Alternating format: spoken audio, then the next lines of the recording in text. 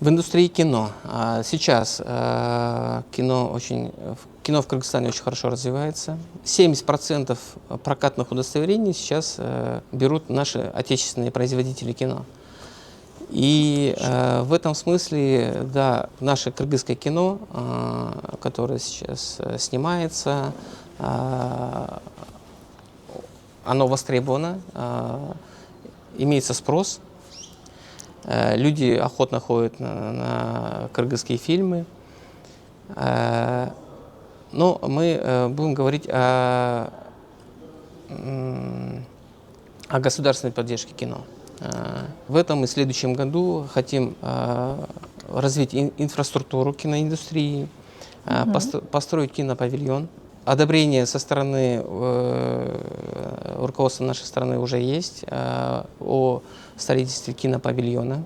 И мы хотим также поставить звукозаписывающую Dolby Atmos звукозаписывающую студию.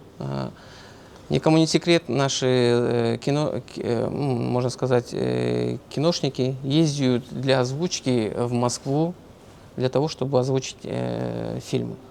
Это очень дорого. Во-первых, это нужно им командировочные, это билеты туда-обратно, проживание. И сама аренда звуковой студии очень дорогая. И поэтому почему мы не можем здесь построить?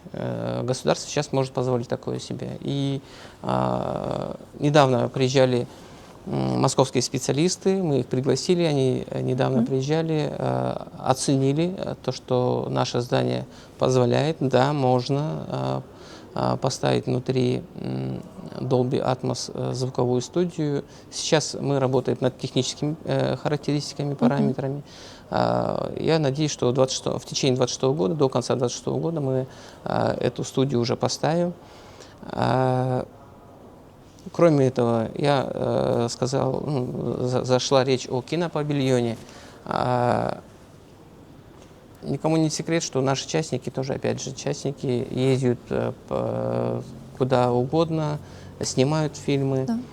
Мы хотим построить кинопавильон. Когда есть государственный заказ, наш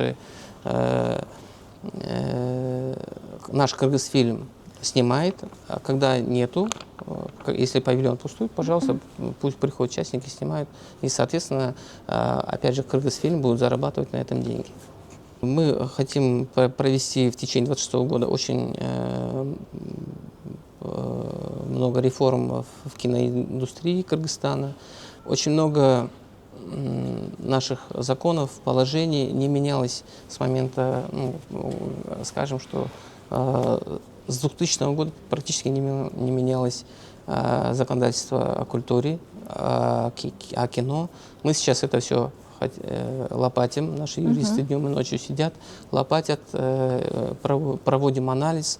И во все эти положения, законы, внутренние акты, это все мы будем вносить изменения, и чтобы облегчить работу самим себе в первую очередь.